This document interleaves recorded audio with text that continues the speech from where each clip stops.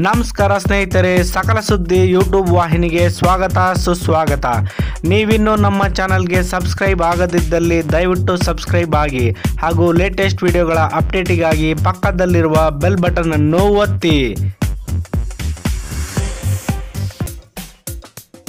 ಸದ್ಯಕ್ಕೆ ಭಾರತದೆಲ್ಲೆಡೆ ಸಾಕಷ್ಟು ಸದ್ದು ಮಾಡುತ್ತಿರುವ ಚಿತ್ರ ಅಂದರೆ ಅದು ನಮ್ಮ ರಾಕಿಂಗ್ ಸ್ಟಾರ್ ಯಶ್ ಅಭಿನಯದ KGF.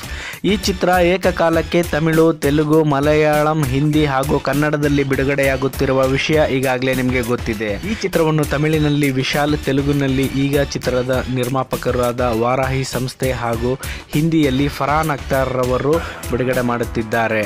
ಈ ಚಿತ್ರವು ಹಿಂದಿಯಲ್ಲಿ ಸುಮಾರು 1,500ದಿಂದ 2,000 ಚಿತ್ರಮಂದಿರಗಳಲ್ಲಿ ಬಿಡುಗಡೆಯಾಗುವ ನಿರೀಕ್ಷೆ ಇತ್ತು. ಆದರೆ ಅದೇ ದಿನಾಂಕದಂದು ಬಾಲಿವುಡ್ ಬಾದ್ಶಾ ಶಾರುಖ್ ಖಾನ್ ನಟನೆಯ ಜೀರೋ ಚಿತ್ರವು ಬಿಡುಗಡೆಯಾಗುತ್ತಿದೆ. ಶಾರುಖ್ ಖಾನ್ ಅಭಿನಯದ ಜೀರೋ ಚಿತ್ರವು ಸರಿಸುಮಾರು 4,500 ಚಿತ್ರಮಂದಿರಗಳಲ್ಲಿ ಬಿಡುಗಡೆಯಾದರೆ KGF ಹಿಂದಿ ಅವತರಣಿಕೆಯಲ್ಲಿ ಸರಿಸುಮಾರು 750ರಿಂದ 800 ಚಿತ್ರಮಂದಿರಗಳಲ್ಲಿ ಬಿಡುಗಡೆಯಾಗಲಿದೆ. ಒಂದು ಕನ್ನಡ ಚಿತ್ರವು ಹಿಂದಿ ಭಾಷೆಗೆ ಡಬ್ ಆಗಿ ಇಷ್ಟು ದೊಡ್ಡ ಮಟ್ಟದಲ್ಲಿ ಬಿಡುಗಡೆಯಾಗುತ್ತಿರುವುದು ಇದೇ ಮೊದಲು. ಸೊ ಸ್ನೇಹಿತರೆ, ಇದಾಗಿತ್ತು KGF ಚಿತ್ರದ ಅಪ್ಡೇಟೆಡ್ ಬಗ್ಗೆ ವಿಡಿಯೋ.